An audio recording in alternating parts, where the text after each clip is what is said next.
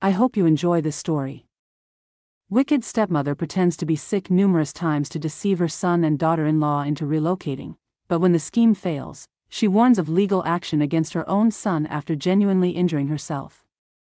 I, a 24-year-old woman, received married to my boyfriend of 5 years, Mark, 25 2 weeks ago.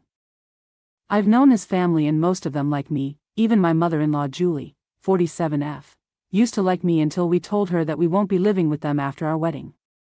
I don't know why it came as a shock to her that we didn't want to move into my in-laws' place after marriage since we'd always lived separately. Mark and I got an apartment right after college ended, and that's how we've been living for 5 years now. His parents have a trucking business and are pretty comfortable, so they have a 2-story house of their own with enough rooms for themselves, their kids, and their grandkids too. It had been designed by my husband's grandpa, and then his dad had added more rooms as their own family grew, so the house means a lot to them. Mark has 2 sisters, one older by 3 years and one younger by 2 years. His older sister has been married for 3 years now and even has a 1-year-old son. She's continued to live at her parents' house with her husband and son, and my younger sister-in-law also lives with her parents. So it was expected of us to live with them too, but they never discussed it with us and just took it for granted that we'd be living with them. After the engagement, while we were preparing for the wedding, that's when my mother-in-law brought this up with me, and I told her that we wouldn't be moving into their house after the wedding. She just casually asked me when I planned on shifting our stuff from our current apartment to their house so she could start cleaning the rooms, because Mark's room hadn't been lived in since he left for college. Then I told her that we weren't moving, and she seemed surprised, as well as my father-in-law, but he didn't say anything, and neither did Mark's sisters. But Julie had a lot to say about it and lectured me for about half an hour about the importance of family values. That I shouldn't be breaking a home apart, and also that if I didn't live with them, it would become very difficult for me to handle a baby on my own and survive my pregnancy by myself. So I gave her some more bad news at the time and told her that this wasn't my decision alone. It was Mark who didn't want to go back because he liked living with me in our apartment, and soon enough, once we were financially better off, we'd probably move into a house of our own. It'd take a few years, but it would happen for sure. Mark wasn't present in the room at the time of our discussion, and when he came back, Julie took him aside to speak to him in private. I knew it could be nothing good since her face was already very sullen after I told her that we wouldn't be moving in with her, and then after a while, I heard faint noises of shouting coming from their room, so I knew that they were fighting about this. When Mark and his mom finally came back to the living room, both of them looked extremely upset, and Mark announced that we were leaving very abruptly. On the drive back home, he told me that he and his mother had had this conversation earlier as well, and he'd always maintained that he wouldn't be moving back to the house at any point because he didn't like living with a bunch of people. He didn't hate his family like his mother was making it out to be, but he needed his privacy and he needed his time alone with me. Even at our own house, Mark would occasionally retreat to the bedroom to read in silence or just have some alone time, and I'd do my thing in the living room.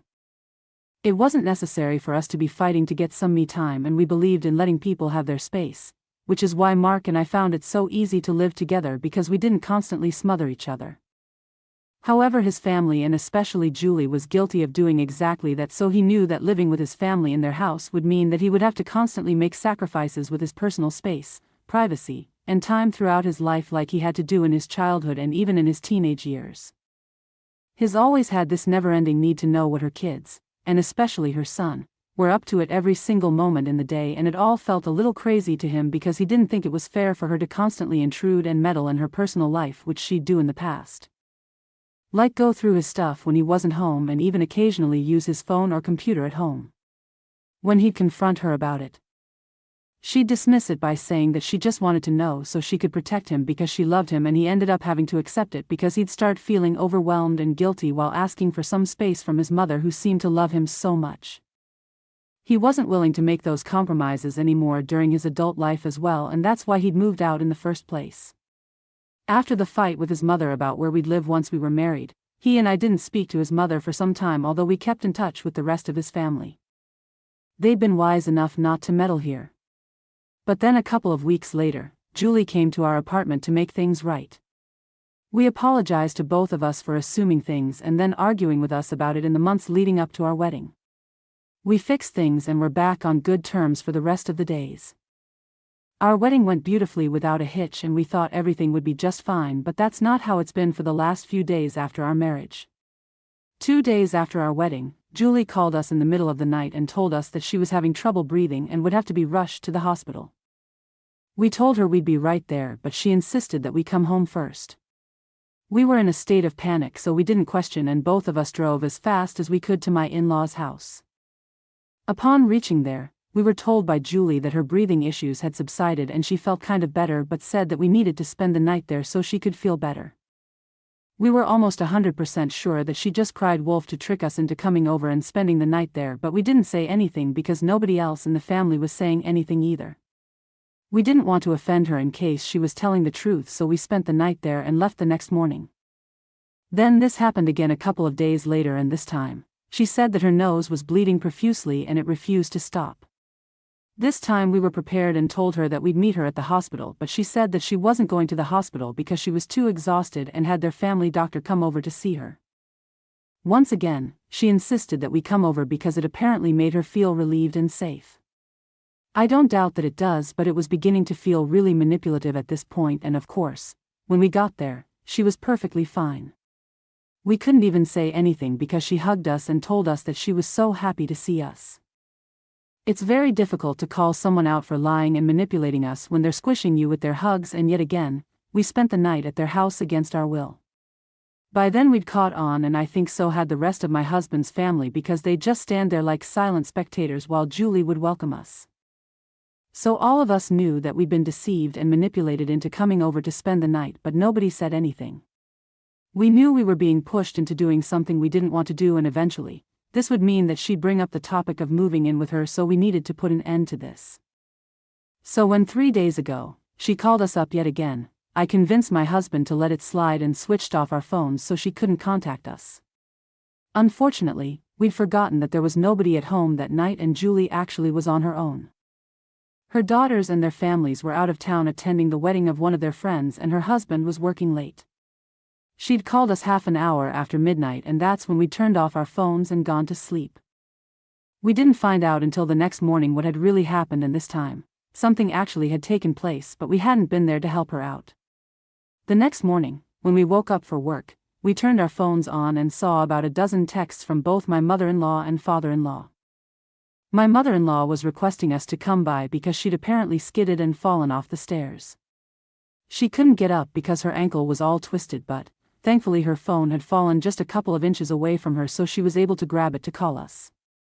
She'd tried to call her husband first, but he hadn't answered, so then she called us. I don't understand why she didn't just call 911 first, but I didn't say that to anyone because Mark's really upset, and so is my father-in-law. He texted us this morning to tell us that he was disappointed in our behavior, and a bunch of other texts telling us that we needed to be a little more grateful that we had such a loving person in our family, even if it meant having to put up with her overbearing nature. When we found out that she'd fallen and hurt herself, we rushed over to their house where she was out of guilt, and there, we first ran into my father-in-law, who was very annoyed with us. He told us that she'd eventually called 911, had to be taken to the hospital all on her own, and driven back home by a bunch of strangers with none of her loved ones. His phone's battery was dead, so he hadn't been able to receive her calls, and we turned our phones off on purpose. There was no point in her calling her daughter since they weren't even nearby, and so she just had to deal with this all on her own with none of her family by her side, and she was very upset about it. He warned us that she was in no mood to talk to Mark, but he insisted on seeing her, mostly out of guilt and because deep down, he did love his mom. I liked Julie too, but I just didn't want to live with her. We went ahead anyway and decided to speak to her so we could apologize, but we'd underestimated just how pissed she was at what had happened. As soon as we entered her room where she was resting, she yelled at us to get the hell out and that she didn't even want to see our faces right now. I left the room because she seemed a little too hysterical, but my husband stayed and tried to pacify her. I could hear everything from outside the door, and he was trying his best to explain the situation to her. He told her that he'd forgotten that everyone else would be busy that night, and so he'd switched his phone off, but we'd only done that after she called us the first time, so she knew that we'd switched our phones off to avoid her. She brought that up to argue, and so Mark was forced to confront her about the previous times that she'd called us urgently even when there had been no medical emergency at all. He told her truthfully that this time, we'd actually believed that there was no problem like the other times, and so we ignored her calls and went to sleep. Now that the truth was out, we expected her to at least acknowledge it and own up to it, but instead, she lashed out at Mark even more for questioning the truthfulness of her previous claims that she was sick and needed us to be there for her. She told him that he'd failed as a son and even told him that she was going to sue him. At that point, I felt like it was necessary for me to defend my husband because it wasn't fair for her to put all the blame on him when she had also played a part in creating the situation. I went back into the room and tried to tell her as calmly and politely as I could that if she hadn't cried wolf and manipulated us the first 2 times, then maybe we wouldn't have doubted her this one time when the emergency was genuine. I didn't want it to come off like I was blaming her for this situation, even though it was partly her fault. So I tried to make it sound like we were all at fault here so we could just be done with this. She waited for me to finish and glared at me while I was speaking, then told me that she didn't even consider me a part of her family, so me turning up or not made no difference to her anyway. That stung, but I still didn't back down and told her that whether or not it mattered to her. Both my husband and I were sorry about what happened, but it would be unfair for her to threaten us with a lawsuit when she'd made some mistakes here too. She ignored that altogether and went back to talking to Mark and told him that she needed some time to think and wanted us both gone right now. Mark was very disappointed and so was I. We left the house, and while I headed to work, Mark went back home. I moved on with my day, but I still felt bad about what had happened. It's been 2 days now, and while I've been able to go back to normal, Mark is still upset and he's taking this very hard. I tried to talk to him about this and insisted that it wasn't really his fault. But he said that he feels awful about what happened with Julie and is taking all the blame upon himself. Nobody else from his family has reached out to check up on him either, and I thought that was odd, so I decided to call my father-in-law to talk about this. This morning we spoke and he told me that Julie was still upset and he didn't think apologizing right now was going to help. He wasn't supposed to tell me this, but she was actually really angry, more than sad, and was planning on going no contact with Mark. I was a little alarmed when I heard that because I felt like if she cut him off, then part of that would be my fault too. I don't think that what happened was entirely our fault, and so the way that Julie was acting made me feel like she was taking things too far. I know how sad Mark is and he's beating himself up for this. And because he feels bad about it, I feel bad about it too because I was the one who convinced him not to answer Julie's call the other day. I had my reasons, but even then, I don't understand what to do now. Ida for convincing my husband not to answer my mother-in-law's call after she manipulated and tricked us into staying over at her place by pretending to be sick 2 times previously. Update 1. Hello, guys. Firstly, thank you for commenting and reaching out to us. I didn't expect so many people to read and react to my post, but I'm thankful that you guys did. I made my husband go through the comments on my original post too, and now he's finally feeling a little better since most people agree that he wasn't wrong in ignoring his mother's calls. She'd already lied to us twice and we hadn't said a thing, so of course, what else were we supposed to think? As for the lawsuit, we're not too worried, and I'm 100% sure that she was bluffing to scare my husband. Mark's a really sensitive guy and he can't stand it when people are mad at him, especially when it's people he's close to. So Julie acting this way with him hurt him, and her threatening to sue him for neglecting her made him feel even worse about what had happened. We talked and he told me that he really thinks that we should have been there, and I agree with him. We should have been there under normal circumstances, but that's the problem. The circumstances were not in Julie's favor, and that was her own fault.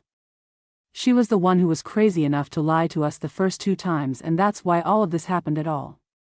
It's not fair for Mark to take the blame all on himself and for Julie to let him. A good mother would never have put us in a position like this at all.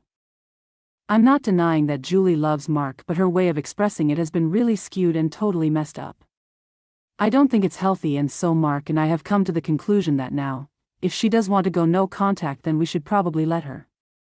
There's not much that we can do because she's already made up her mind about this. He has apologized several times now, but she refuses to see him or even talk to him, and I think she's actually waiting for us to move in with her to compensate, but that's not going to happen. She cannot guilt-trip us into moving in with her and living in the family home because we'd made it very clear, right from the beginning, that all of us living together under one roof was never on the cards for us. I've been living away from my parents ever since college, and so had Mark, and we're not going to do something we don't want to just so that Julie forgives us. Most importantly, because the thing that she's making us feel so guilty for isn't even our fault. Mark has said that he's going to stop trying to contact her now, and if she does reach out to him to talk to him, he's going to keep it civilized, but he's not going to entertain any demands that she's bound to make. Update 2. It's been close to 9 days since we last met Julie, and she yelled at us both for disappointing her. In my last update, I said that Mark and I were not going to contact her or apologize to her anymore since we weren't the ones who were completely at fault here. And we'd thought that she would be the one to reach out to Mark if she didn't hear from him for a while. Turns out that we were right about all the things that we'd guessed, and she had indeed been planning to hold that one incident against us to make demands that we probably would have given into, had we not already discussed the possibility of her trying to guilt trip and manipulate us into moving to their house. Today, she called Mark while he was at work, and he answered since it was during his lunch break that she'd called. She told him that she'd thought things through and had decided to finally forgive us both for screwing up colossally, and Mark thanked her.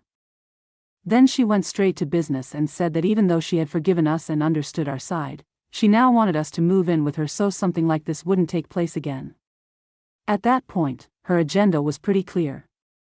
She wanted to first make us feel guilty for whatever had happened and then use that guilt against us to manipulate us into doing her bidding. It was sly and calculative, which is something I never would have expected from Julie because, in the past, she'd always been really sweet and supportive of us. But now, she was demanding that we move in with her or else she'd be forced to go no contact with us. Mark said no without missing a beat and told her that he appreciated her forgiving us, but he also stood up for himself and reminded her that she'd lied to us twice already before the incident and us deciding not to show up when it counted had a lot to do with her previous attempts to lie to us. So it wasn't fair for her to dump the entire blame onto us and act like she was flawless in this situation. She got mad and called him ungrateful and selfish, and then went on to accuse me of turning him against his own family and forcing him to choose between the two. That's never been the case, and Julie knows it, but she just needed a scapegoat because she didn't want to believe that Mark was his own person now and wasn't obliged to spend every living moment with his mom. She couldn't handle that, and so she dragged me into their argument, which made it even bigger. After Julie started talking crap about me, Mark disconnected the call without another word because he knew there was no point in trying to talk to her anymore. She'd made up her mind and wasn't open to listening to anyone else's perspective, and besides, he didn't want to waste his lunch break arguing with her. He told me about all of this a couple of hours ago, and I'm glad that he chose to stand up, not just for us but also for himself. I know it must have been really hard for him because he grew up in an environment where family was everything. He'd been taught right from his childhood that family comes first, and he was never supposed to do anything that hurt his family. But something that he said today while talking to me about all of this touched me. He said that his mother was his family, but I was also his family, and he needed to stand up for me more because I was the family he'd chosen to have, and he owed this to me. I don't cry easily, but that made me tear up a little bit because it was just really sweet. He and I are probably not going to hear from Julie or the rest of his family for a while now because she was really pissed off on the call. But we're honestly okay with that. Update 3. Hey, guys, it's been almost a week since my last update, and Julie has been acting pretty horrible, but she hasn't said or done anything to us directly yet. She's blocked both of us so we can't see her posts and stuff, but she has been sharing a lot of sad posts on Facebook and claiming that she's lost a really important member of her family. She isn't naming Mark, but when people, mostly her relatives, are texting her to check on her, she's telling them about how heartless Mark is and how I'm responsible for tearing their family apart by poisoning him against them. She hasn't told anyone how she tried to manipulate us first so we'd come live with her, but sure, we're the bad guys. It's fine with us though, because most people are coming to us with this to ask if it's true, and once they get the whole picture, they don't believe Julie anymore. She's always had a tendency to exaggerate things so nobody's taking her seriously. I don't know how she takes herself seriously, to be honest. But whatever, Mark's happy and so am I, so none of these things should matter to us anymore. We're trying not to let her pettiness get to us, but if she messes with us on a personal level then she'll have hell to pay for.